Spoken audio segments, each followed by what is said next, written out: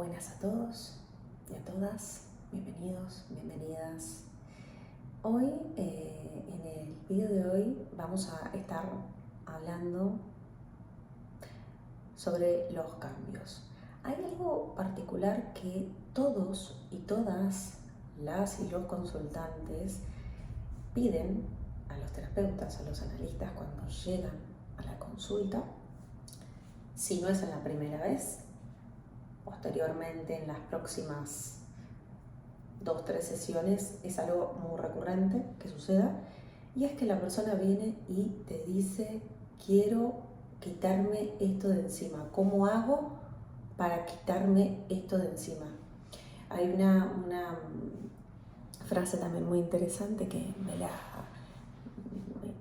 me resultó muy interesante hace poco, que en una consulta me decía una persona: me pasaba con un psicólogo, con una psicóloga anterior, ¿no? Me decía que sentía que estaba bien, ¿no? Como la cosa, la terapia, pero sentía que era como una tirita, no como una cura que me ponía, como una curita que me ponía sobre la herida, pero que necesariamente no se me solucionaba el problema, ¿no?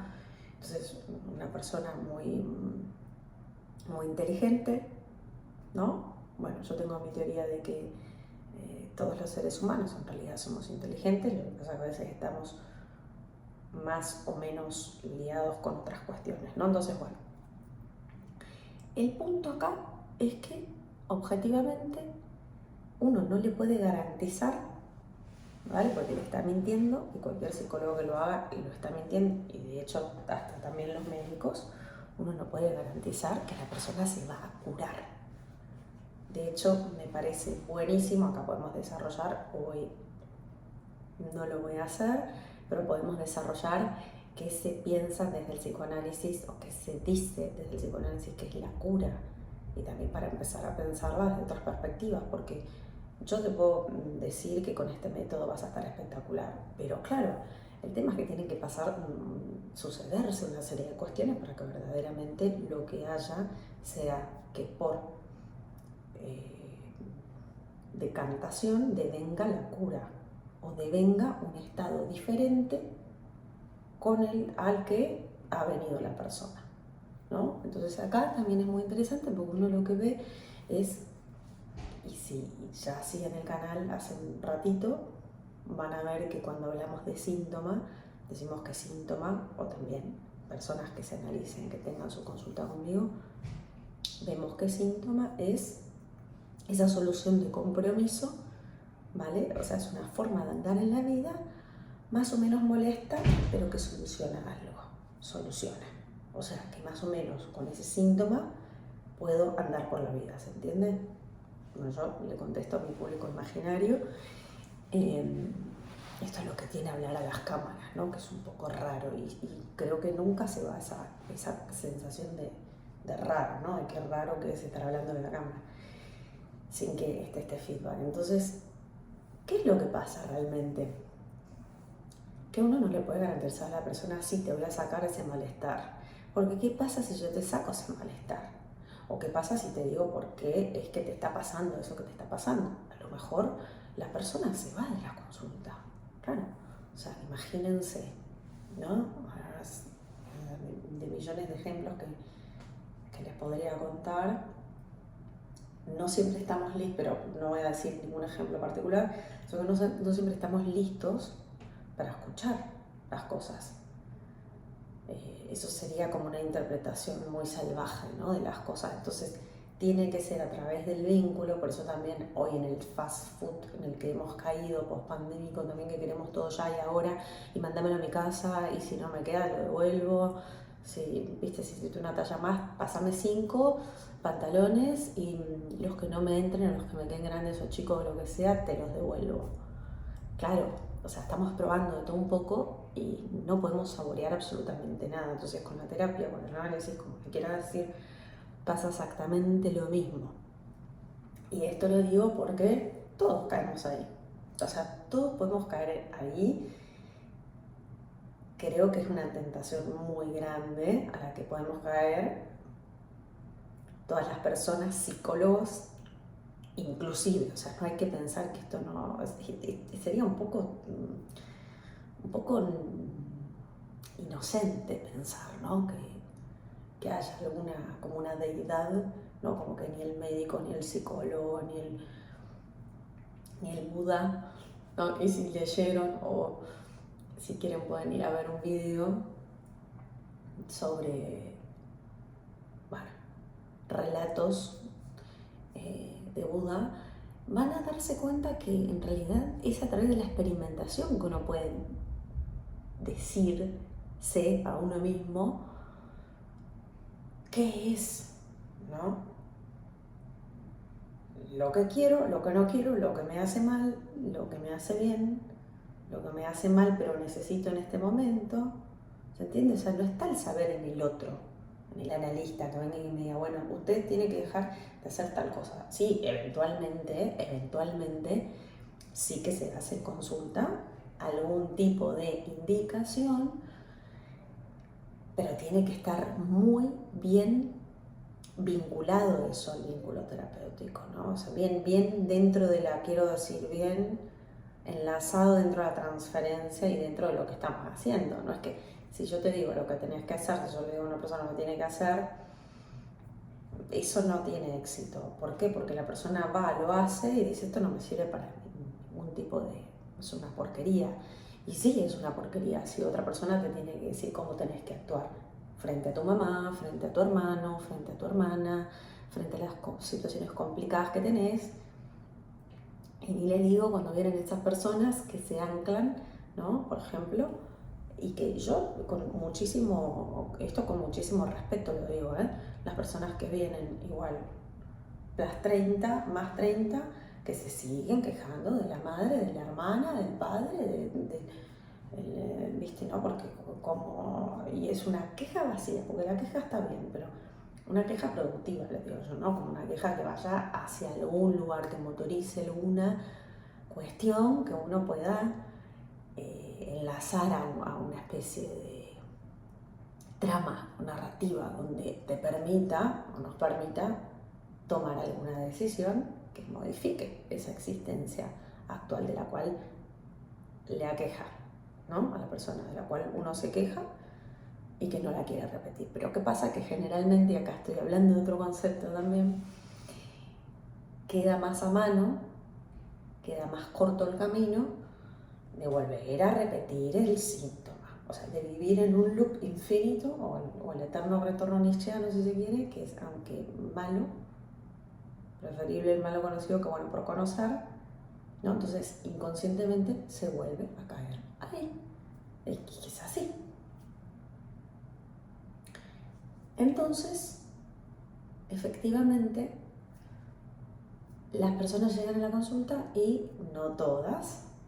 Si hay personas que ya tienen un trabajo introspectivo grande, por lo que sea, por disposiciones de su propia personalidad o persona, vamos a decir, mejor dicho, porque ya viene haciendo otros tipos de trabajos consigo mismo, consigo misma, que le advierten que la respuesta no le va a venir del otro y que va a, en todo caso, el otro médico o psicólogo, lo único que está haciendo ahí es permitir que la persona se espeje, se vea, ¿sí? Y pueda construir alguna cosa, ¿no? Entonces, es muy interesante.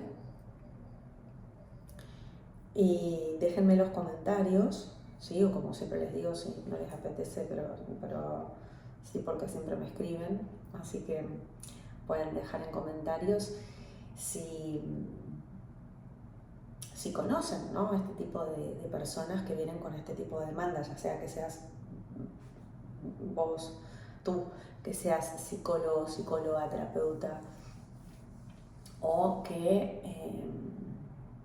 te analices. Si alguna vez no te pasó, a mí sí me pasó, obviamente, muchísimo, en caer en la tentación y líbranos del mal, amén, de no querer pedir que el otro le haga el trabajo a uno. Queda cómodo, viste, que el otro te haga el laburito, pero es que acá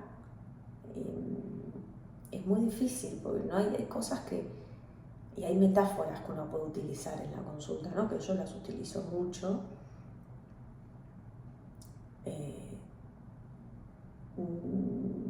No podemos pedirle a alguien que se levante de la cama por nosotros, ¿no? No podemos pedirle a una persona que vaya a bañarse por nosotros. No le podemos pedir a una persona que vaya al gimnasio por nosotros, porque esos efectos se van a ver reflejados en su vida, en sus sensaciones, en su cuerpo, eventualmente en su cuerpo material físico, pero no en el mío. ¿Vale? Entonces, fíjense qué interesante esto que parece tan simple, tan sencillo. Uno de esta manera se lo tiene que decir a la persona que viene a la consulta, porque hay veces que estamos esperando que nos den las cosas hechas, como en estas apps, dependiendo de qué parte del mundo estés mirando. Nos traigan la comidita, ¿no? Y encima ahora se puede pedir un montón de cosas en esas mismas aplicaciones. ¿Te olvidaste de ir a la farmacia? No importa, te lo traigo a la casa. Entonces no es que esté mal, no, nada. De hecho, cada tanto, bueno, porque no está mal pedirse algo a domicilio, ¿no? Y más si son los beneficios de vivir en esta era, ¿no? En este momento del boom de la tecnología, pero de nuevo, no ser ridículamente inocentes de creer y de pensar que eso está al servicio mío. No. Es la misma discusión que estamos teniendo hace ya bastante sobre la IA, la inteligencia artificial, y si la IA nos va a venir a solucionar un problema o a robarnos puestos de trabajo y a volvernos más estúpidos. Perdónenme la expresión, pero es lo que todo el mundo se pregunta. ¿Y ustedes qué creen? Cuéntenme en los comentarios qué piensan de esto también, si los atraviesa o las atraviesa, no de pensar qué podría pasar. Igual Ray Bradbury, esto ya lo trabajaba en el ámbito de la ciencia ficción, esto ya se venía trabajando hace un montón. Fahrenheit 451, que es un libro de ciencia ficción que a mí me encanta, que también hay una peli que la pueden ver, su producción está claro que no tiene los efectos especiales de la tecnología y el cine de hoy, pero me encanta. Les recomiendo obviamente que lean el libro y se pueden interesar también por leer la biografía de Ray Bradbury, es impresionante. Entonces él en muchas de sus novelas de ciencia ficción y bastante distópicas, o sea, entran dentro del género distópico total, full, te muestra qué es la distopía. Bueno, acá podemos pararnos también media hora, pero básicamente la distopía es como que tenemos el género de la distopía en Black Mirror, que es esta serie que todo el mundo conoce, ¿no? Que da un poco esa sensación rarita, como de... y que hay capítulos que pueden pegarte más, digo, de que te afecten, ¿no? Nosotros no nos damos cuenta, pero la afectación a nivel de la psique, de los cuerpos, la podemos percibir más o menos, pero no somos inocuos a la realidad, a lo que escuchamos, a lo que vemos, a las personas con las que estamos, a los hábitos que tenemos o a los que no tenemos. Entonces, una distopía es este género contrario a la utopía, que entonces te muestra como una realidad todo lo contrario de la utopía, o sea, todo lo no ideal, asociado mucho a lo post-apocalíptico, pero que tiene como una especie de particularidad que es que tiene un aspecto de lejanía. Entonces, al parecer que esto es tan random y es tan tecnológico o es tan no sé qué, no va a llegar a sucederme a mí o llegar a suceder en general. Entonces, en el mundo. ¿Qué es lo que pasa? Hoy en día yo creo que para hacer una buena distopía ya no sé qué tipo de cosas van a tener que crear, porque muchas de las cosas que aparecían en las distopías ya están sucediendo. Por eso les estoy contando esto, que tiene que ver con lo que Ray Bradbury trabajaba en Fahrenheit 451, que es, si quieren vamos a hablar un día solo de Fahrenheit 451 porque me apetece un montón. Y de solo el hecho de pensar que podemos hacer un poco un análisis y de trabajar con una previa de cajitas de preguntas en Instagram, donde ustedes compartan un poquito sobre la distopía y a ver si quieren que charlemos un poquito, ya a mí me emociona un montón. O sea, me da muchas ganas, tengo muchas ganas. Y les juro que tengo muchas ganas inclusive de que creo que esto puede ser espectacular, de que lo metamos en vivo inclusive. Bueno, no sé, estoy con un montón de ideas, vamos a ver cómo se va dando la realidad, porque después todo esto hay que bajarlo, pero es muy interesante porque Ray Bradbury ahí lo que trabaja es cómo hay un mundo donde está prohibida la lectura. De hecho, los bomberos tienen una función completamente distinta y diferente a la de los bomberos que conocemos nosotros, que son los agentes que están pagos para apagar incendios con agua. Entonces acá lo que las mangueras de los bomberos tienen es fuego que sale a el nivel que quema las hojas de un libro, ¿no? Y que quema un libro completo. Fahrenheit 451. Entonces, te iban a tu casa a buscar si había algún libro escondido en la casa revolviendo y quemaban todos los libros. Entonces, bueno, si la gente no podía leer, no tenía derecho a leer, estaba prohibido leer, ¿y qué pasaba? Que la gente, bueno, empezaba a reaccionar de diferentes maneras, está claro, algunos escondían los libros, otros, bueno, estaban justamente, completamente, no como que la lógica de la normativa se les incorporó en cuerpo. Y bueno, estaban completamente en contra de que y algo malo iba a pasar si alguien leía, ¿no? Entonces era como esa sensación de que leer no nos lleva a un buen camino, nos lleva a un mal camino. Y díganme, larga historia hecha corta, más o menos hecha corta, si no es la realidad que estamos viviendo ahora, del scrolling, de la apatía, el aburrimiento, la depresión, la cantidad masiva de diagnósticos de trastornos por déficit de atención e hiperactividad, o sin hiperactividad, pero déficit de atención, bueno, diferentes cosas.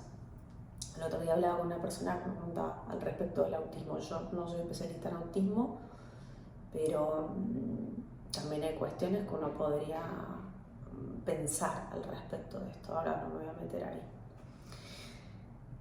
Las prácticas, o por ejemplo, las prácticas que tenemos en el día a día. Por ejemplo, también esto tiene que ver con todo el campo de las neurodivergencias que se viene comentando mucho hace un tiempo. Por un lado está bien, porque está interesante, porque uno dice, bueno, es entender que no todos somos diferentes. Buenísimo, era hora, ¿no?, que nos demos cuenta de que no todos somos iguales y que tenemos atravesamientos singulares desde la cuna y desde antes. Un mundo que nos espera, que no nos espera, una familia que nos puso nombre, una familia que no nos puso nombre, una familia que existe, una familia que no existe, ¿no? Que a lo mejor no nazco en un seno familiar, que puedo nacer en el -20, o nacer en el +30, o en el +1000, o en el 0, o en el 2. Entonces, todas estas cosas obviamente que tienen que ser tomadas en cuenta. Pero bueno, fíjense la analogía que les estoy haciendo y la metáfora para ir a lo que iniciando el video les comentaba. La terapia o el análisis es como funciona para las personas que vienen a buscar una solución. Yo te diría que ninguna terapia va a funcionar a nivel de solución o de quitarte el conflicto o curarte si no estás dispuesto a pasar por todo lo que hay que pasar en una terapia, en un análisis, y que es básicamente tomarte en serio a vos mismo, ¿no? A uno mismo tomarse en serio. Hacerse cargo, el hacerse cargo tan negativo que a mí en un momento también me chocó mucho del psicoanálisis más como clásico ortodoxo, me molestaba bastante porque tiene como esta particularidad del hágase cargo de su malestar, o esto que Freud decía que es muy interesante, y que es qué papel, no, qué lugar tiene usted, le decía Freud, no a las personas, en esto que a usted le aqueja, ¿no? O sea, que quejarse en sí no está mal, el tema es ahí qué posición tenemos nosotros, que esto es lo interesante. Lo que les decía de mi crítica hacia un cierto psicoanálisis del cual me fui moviendo hace muchísimos años y teniendo bastante conflicto, como para, no conflicto, pero quiero decir, moverme de ahí, es esta forma tan fría de decirle, bueno, estos problemas de usted, ¿a qué viene? Y como no sostener nada cuando la persona no puede sostener nada, ¿no? Porque también es la típica cosa cuando uno suceden cosas concretas que le hacen pensar a uno que la persona que está en terapia o que está en análisis está para pasar a diván, que es cuando ya no hay que sostener mirada. Entonces, ese sostén de la mirada también puede ser una mirada de mierda, que te esté mirando con odio o con, a ver, las pelotudeces que estás diciendo. Perdonan mi expresión. Entonces, todo esto, o el analista que no habla nunca, ¿no? Que esto ya está, es más, no hay que hacerlo. O sea, escuchaba la otra vez, y hay miles de formas de poner esto en metáfora, pero que la terapia al final es como una danza o como un baile, donde tiene que ir sucediendo de todos los lados un poco algo.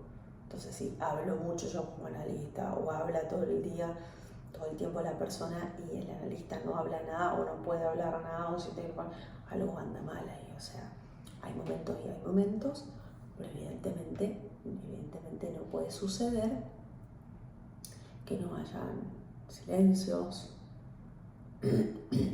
cortes, intervenciones que no sean del orden del como a muchos de nosotros como analistas nos ha pasado, análisis de años de estar con el que algunos pueden estar muy bien marcados a nivel de intervención, pero bueno, esto es muy interesante y da para mucho más. Entonces, ¿qué es la terapia? Uno le tiene que enseñar a la persona cómo tiene que vivir. ¿Quién es uno para enseñarle a la persona cómo tiene que vivir primero? Uno se prepara, vive, tiene su carrera universitaria, sus prácticas en el hospital, ¿no? Por ejemplo, en mi caso, las postdoc que te quieras hacer, lo que quieras, que te guste, pero esos papelitos en realidad a la persona que está sentada enfrente o acostada en diván no le sirven para nada. Lo que necesitan es una persona atenta, un analista, que se borre de su yo, pueda escuchar atentamente, ¿sí? Con atención flotante, qué es lo que está sucediendo ahí, a ver si pesca algo y a ver si el otro también pesca algo de su singularidad, de cuál es ese lugar o rol o cuestión en todo aquello que le aqueja, como decía Freud, ¿no? Entonces, bueno, me parece muy interesante este tema. Déjenme en comentarios si quieren o si les gustaría que hagamos este vivo o este especial sobre Ray Bradbury, la distopía, y Fahrenheit 451, que es una obra que a mí me encanta. No quiero extenderlo más al vídeo. por favor, vamos a hacerlo bien. Sé que hay mucha gente que ve y que mira y que no está suscripta. Suscríbete, ponele like, mandale a la persona que sabes que le va a interesar este tema o el de Ray Bradbury. Y nada, nos encontramos la próxima semana. Un abrazo enorme y de corazón. Espero que estén muy bien.